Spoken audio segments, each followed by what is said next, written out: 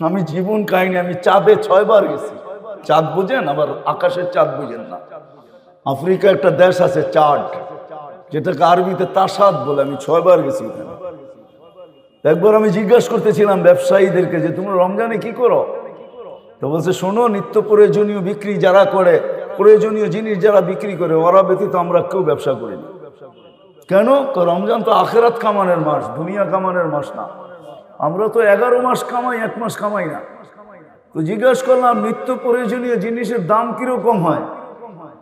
তা আমাকে বলতেছে, তোমাকে মুফতি মানাইলো কে? তুমি কেন? নিত্য প্রয়োজনীয় জিনিস আমাদের দেশে আমরা গরিব হইতে পারি, যারা বিক্রি করে এরা 1 মাস কোনো মুনাফা নেয় না। আমি বললাম কেন?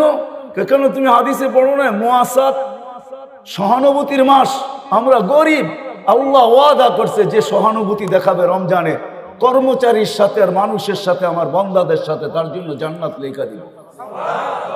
বলছে আমাদের কোন ব্যবসায়ী যেই দামে কিনা, কস্টিং যতটুকু অতটুকু দাম নেয়, কোন নিত্য প্রয়োজনীয় 1 পয়সা লাভ নেয় না। আমি বললাম যারা কিনে, তো বলতেছে একটা হাসির ব্যাপার আছে, রহস্যের ব্যাপার আছে। আমি বললাম সেটা কি? যারা কিনতে যায় ওরা দোকানদারকে বলে, তুমি তো জান্নাত কামায় নিলা, আমাকে জান্নাত কামানোর সুযোগ দিবে না? তুমি যখন আমার সাথে সহানুভূতি দেখাইলা, তুমি 1 পয়সা লাভ নিলা না, তো আমি এই টাকাটা তোমাকে হাদিয়া দিয়ে সহানুভূতি দেখাইলাম, আমিও জান্নাত পাইতেছি। বলেন লাভ বেশি পায় না কম পায়? হায় আমার জাতি যদি বুঝতো, আমি যদি মিডিয়ার মাধ্যমে জাতির কানে এটা পৌঁছাইতে পারতাম, সবাই যদি রমজানে অভ্যস্ত হইতো এরকম, 1 মাস যদি আল্লাহকে দিয়া দিত, প্রস্তুতি হয়ে যেত। 1 মাস তো 70 মাস, বৎসর হয় 12 মাসে। তাও যদি না করত, শেষ 10 দিন যদি আমার পুরা জাতি লাইলাতুল কদরকে ধরার জন্য উৎপাইতা থাকতো, শেষ 10 দিনে লাইলাতুল কদর হবেই হবে, উৎপাইতা থাকতো, তাইলেও তো মারা যাওয়ার পরে আল্লাহকে বলতে পারতো, যদি জিজ্ঞাসা করে 80 বৎসরের বুড়াকে কতদিন ছিলি, 80 বৎসর, হিসাব রাখেন 1 রাতের দিয়া নেই। আল্লাহ যদি জেলে 1 রাত্র, তো কেন 1 রাত্র তো 83 বছর 4 মাস ছিলাম। 80 থেকে 80 বাদ দেন, এটা কিছু নাই দিলেন, তারপরে তো 3 বছর 4 মাসের পাওনা আসি আপনার কাছে, ওইটা দেন, এটুক দিয়ে আমার চলবে, আর বেশি লাগবে না। সত্য এটাই যে আমরা বর্তমানে হয়তো জমিনে বিরাজমান। এটাও বলা যেতে পারে সারা দুনিয়াটা মানুষের বিচরণে মুখরিত। যেখানেই যাবেন ওইখানেই মানুষ, চাই সমুদ্রের ভিতরে ছোট দ্বীপ হোক, ওইখানেও মানুষের বিচরণ। পাহাড়ের চূড়া বলেন, ওইখানেও মানুষের বিচরণ।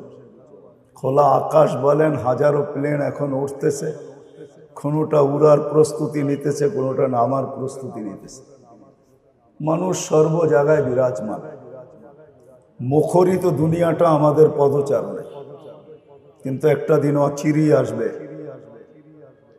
আমরা কেউ থাকবো না, শূন্য, দুনিয়াটা শূন্য হবে, এটাই চিরসত্য। দুনিয়াটা চিরদিন, দুনিয়াটা শূন্য ছিল, এটা একদিন আবার শূন্য হবে। আমরা সবাই এখান থেকে চলে যাব, কেউ থাকে না, আমরাও থাকবো না। আর চলে যাওয়াটা যে সত্য, এটা আমরা দেখতে দেখতে অভ্যস্ত। সমস্ত কবরস্থানগুলা দিন দিন ভরতেছে, আবার খালি হইতেছে, আবার ভরতেছে।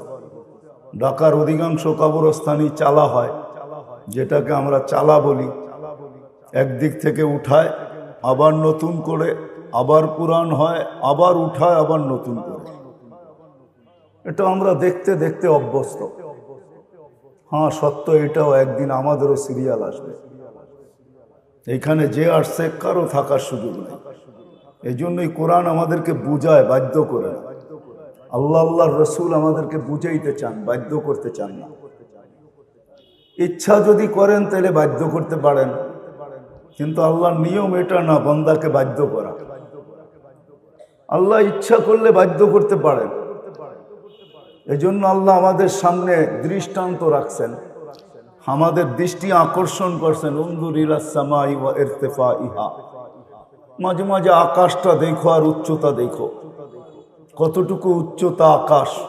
তারাওনাহু বিগাইরি আমাদ, কোথাও খুঁটি নাই, বিজ্ঞান বড় তালাশ করতেছিল কোথাও খুঁটি পাওয়া যায় কিনা, কিন্তু আজ পর্যন্ত কোথাও খুঁটি কেউ পায় নাই। আর এটাই সত্য, বিশাল আকাশের কোনো খুঁটি নাই, পিলার নাই।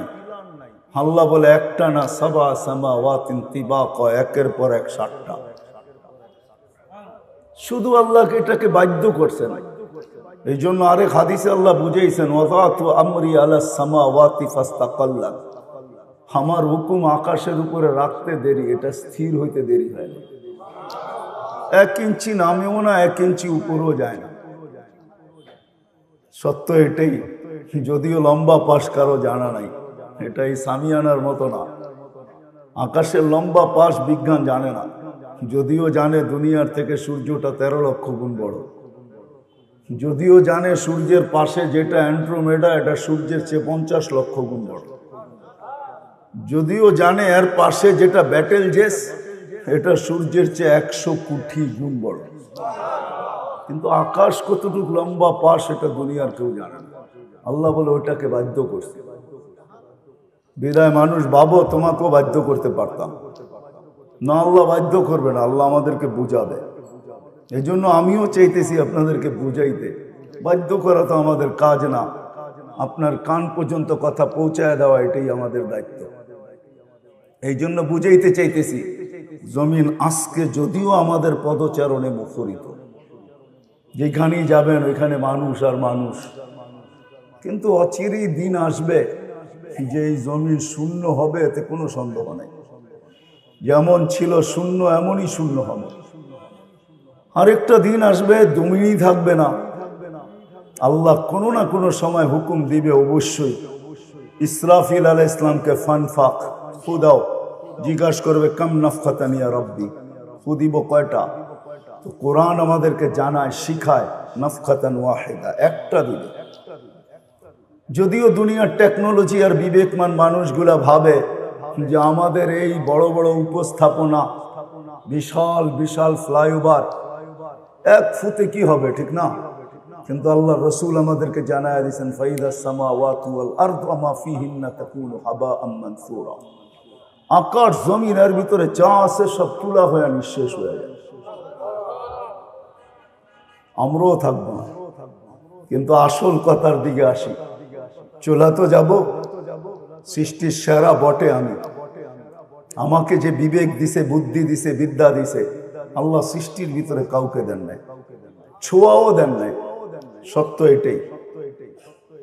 মানুষের মতো বিবেক, বুদ্ধি, বিদ্যা আল্লাহ দুনিয়ার কাউকে দেন নাই।